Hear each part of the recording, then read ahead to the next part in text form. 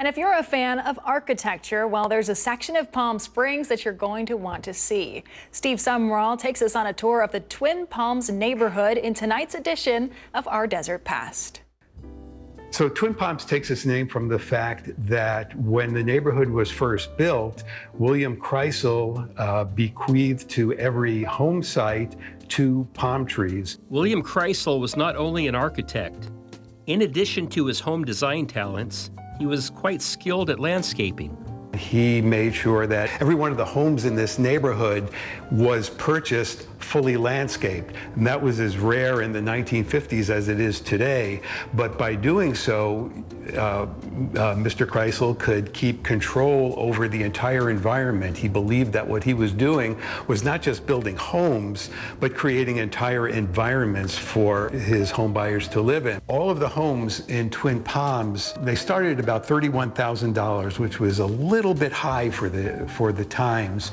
But all of those homes came standard with a swimming pool, with rudimentary air conditioning, and they came with perimeter fencing. So you were getting a lot more than you were getting from other homes comparably priced. Kreisel was employed by the Alexander Construction Company, which was founded by George Alexander and his son, Robert. They built over 22,000 houses in the Coachella Valley between 1955 and 1965. Robert Alexander, who was a college friend of Kreisel's, lived in this house with his family. Some past members of the Twin Palms community include Eddie Fisher and Debbie Reynolds, Palm Springs' first celebrity mayor Charlie Farrell, sci-fi icon Ray Bradbury, and MASH producer Larry Gelbart. Kreisel himself would be honored by this community. February 16, 2016, was proclaimed William Kreisel Day, and one street, William Kreisel Way, was named in his honor. This was a year before he passed away at the age of 92. And although it's famously referred to as the William Kreisel neighborhood, Twin Palms does feature some impressive designs by other notable architects, such as Hal Levitt's trapezoid house. The facade, the front of the house, has a series of trapezoidal features, which is coffered stonework in a trapezoidal shapes, and that alternates with inverted trapezoid windows. It has a very distinctive look, and that distinction carries to the inside of the home. There's a slightly sunken living room, and every room except the bedrooms have walls of floor-to-ceiling, wall-to-wall glass. So anywhere from the inside of the house, you can look straight through and see the rest of the house. There is another really distinctive standalone residence in the neighborhood is the True Blood residence. The idea for this property was conceived by its original owner, Doug Trueblood. Trueblood was a world-renowned theme park designer, so you know it's got to be fun. The property has 3 separate structures on it. Each one has its own private green space, so you can walk out of whichever unit it is you're using now and be in your own realm separate from the rest of the property.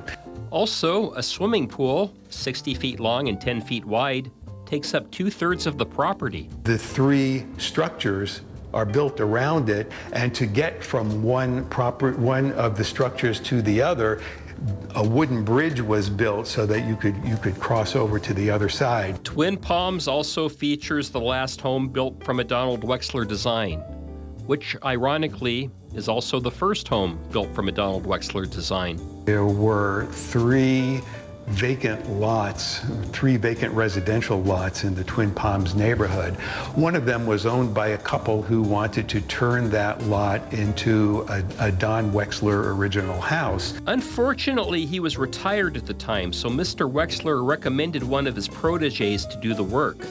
But when their relationship with that developer didn't work out, they went to the man himself.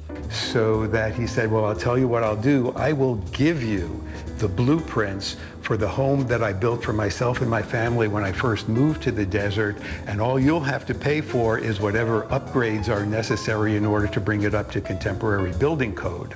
And there was one structure designed by Carrie Bigman that was truly out of this world.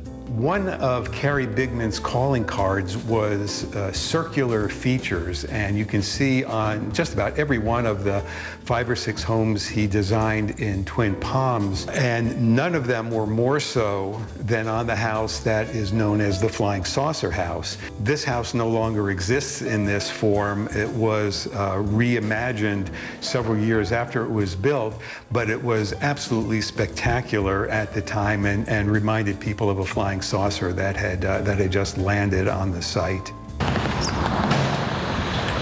Lastly, Twin Palms is honorably served by Fire Station Number 4, designed by Hugh Capture in 1973. Built in a southwestern Mesa design style, it was abandoned for years, then renovated and put back into service in 2019.